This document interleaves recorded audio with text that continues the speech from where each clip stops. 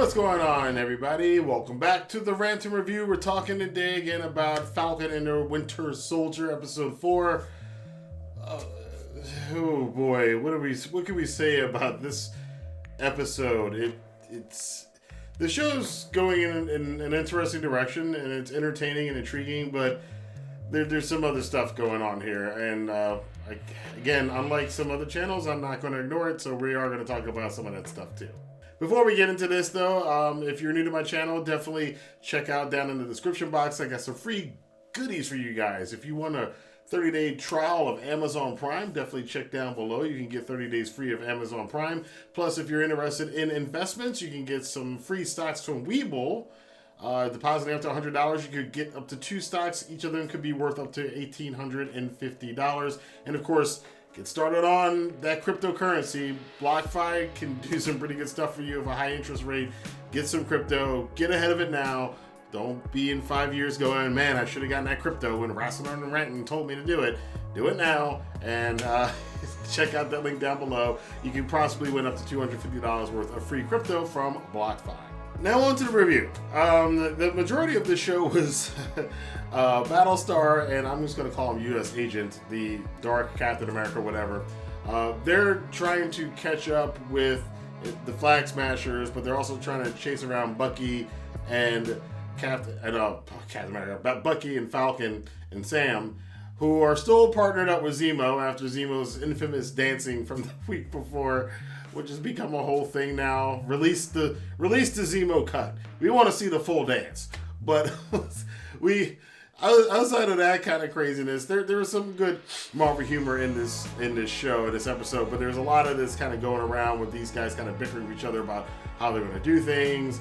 Zemo's offering up some more little nuggets of alternative wisdom here. He had this whole part where he's talking about how everybody who got the superhero syndrome, they're all supremacists, including this girl Carly in charge of the Flagsmashers, which, you know, she kind of proves, Sam kind of proves that to be right a little bit later on in the episode when he's actually having this confrontation with Carly. But Zemo's his standpoint is that there shouldn't be any metahumans, and this is again is feeding. If you notice that. WandaVision had a little bit of that in there, and I mentioned at the end of WandaVision, Zemo's got it here. We're seeing this trend going on of people being against kind of meta-human kind of things.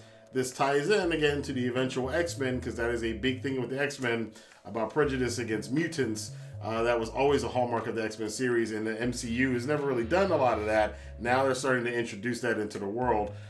Through WandaVision and here through the Winter Soldier. But there's other stuff going on here too. U.S. Agent is slowly losing his mind. He tries to big boy everybody.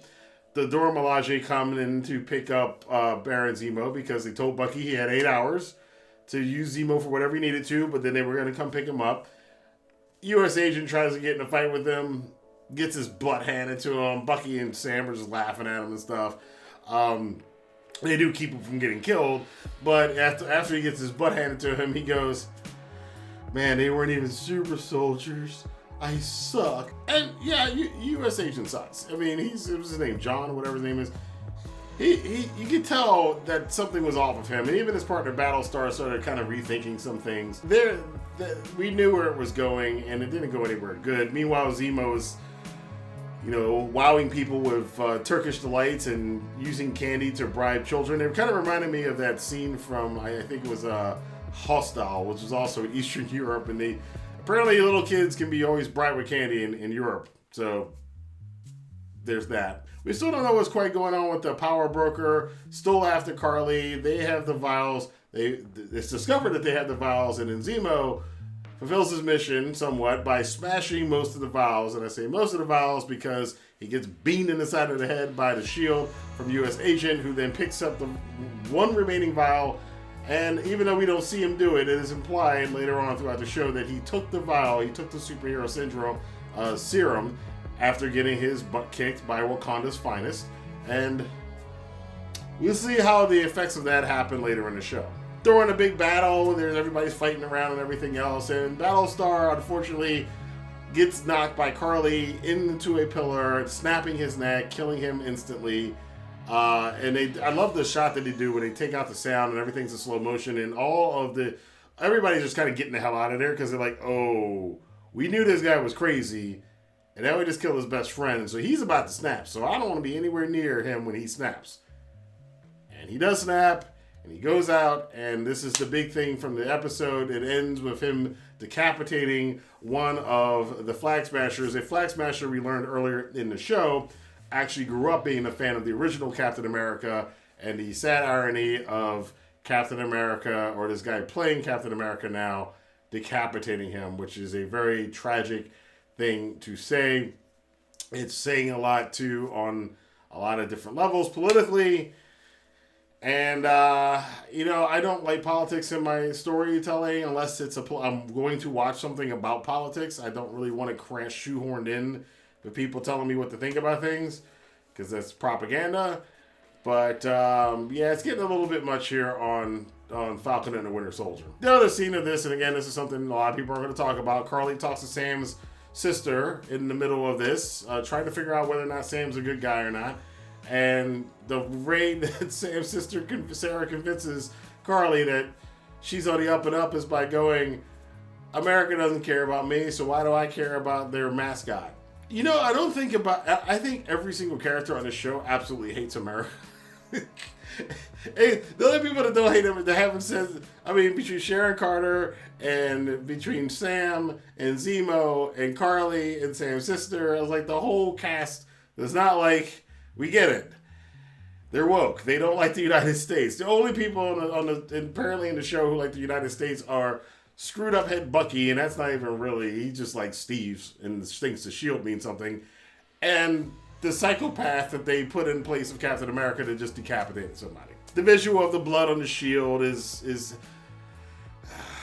there was a rumor that, if this rumor is true, that there were a lot of people who stopped watching episode 2 because of some of the political messaging in it. I'm not going to give my opinions on that one way or another. I don't really like politics or really, I don't care for Democrats and conservatives and liberals and Republicans. I don't care for any of that stuff. Those people get on my damn nerves, to be quite honest with you.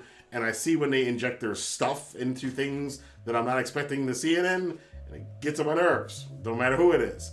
And apparently a lot of other people, that applied to a lot of other people too, because apparently in episode 2, there's a rumor, it's not confirmed, that a lot of people stopped watching the show, and there were a lot of unsubscribes because a lot of people aren't stupid. They see what you're doing, right? If that happened in episode 2, there's going to be a lot more in this episode because it's getting excessive now. I understand it being undercurrent, but I'm not going to stop watching the show because, A, I don't necessarily disagree with the political points that they're making, but at the same time, my big problem is I just don't like being preached to, and I'm going to wait and see how they wrap up the whole show. I do think Sam is going to not quite go on one side or the other, but he's going to go, no, shouldn't go that way or this way, we should go this way. And that seems to be where his character is going, because you've got all of these very strong negative forces between the shady stuff the government's doing, the shady stuff U.S. agents doing, the shady stuff Carly's doing, and where her real reasons are for, and Bucky and the shield and all this stuff. And I think Sam is going to be the one to bring some rational thought to all of this, hopefully, at the resolution of the show, but we don't know. Sam could go one way or the other. We don't know. That's what the conclusion of the show, I think, is going to hinge on. So apparently next week for episode 5, which I think is the penultimate episode, because I think there's only 6 episodes in Falcon and the Winter Soldier, but there's supposed to be this big cameo coming up on this week's episode. I don't know who it's going to be. I know a lot of people think it's going to be Thunderbolt Ross. I have not seen it. Yes, there's implied stuff if you know all the comic stuff, but they have not mentioned his name once. But there is a big rumor going around. A lot of people talking about Thunderbolt Ross. Now, I warn you, this could wind up being like the Doctor Strange rumor for WandaVision, that all of these people keep bringing it up because they're writing the story themselves, and then it might not actually happen. So take all of those rumors with a grain of salt. Some people said that maybe Captain America, an old Captain America, might show up. You could get Justin Hammer, for God's sakes. He could be the power broker, because we still don't know who the power broker is. But there's a lot of stuff that's going on that still has yet to be revealed, with 2 episodes to go in the show. I enjoy the show. If you aren't politically sensitive, some of that stuff's not going to bother you. Some of you might agree with the political points anyway, so it's definitely not going to bother you. You're going to be cheering it on. I do say for people who are, not into those political things, or just don't like myself, just don't want politics in your entertainment, it can get a little bit much with this show so far. Hopefully they pull back on that a little bit, and I don't know. I mean, just for me, I guess at this point, though, it doesn't really matter to me because I know that's what the show's about now, so I can kind of accept it going forward. But I'm just warning you guys out there, if you're politically inclined, this is a bit heavy-handed in some spots for you. So that's my review of episode 4 of Falcon and the Winter Soldier, but I want to know what you guys think about this. Let your voice be heard in the comment box below. Definitely hit the like button, subscribe button, and the notification bell so you know when I have new videos. I will be reviewing the next couple episodes of Falcon and the Winter Soldier. We will also be doing our first video game playthrough, walkthrough, coming up this week. So stay tuned. A lot of stuff on the channel. Cover pro wrestling, entertainment, movies, video games, everything else. So thank you guys for watching, and I'll see you guys next time. Have a good day.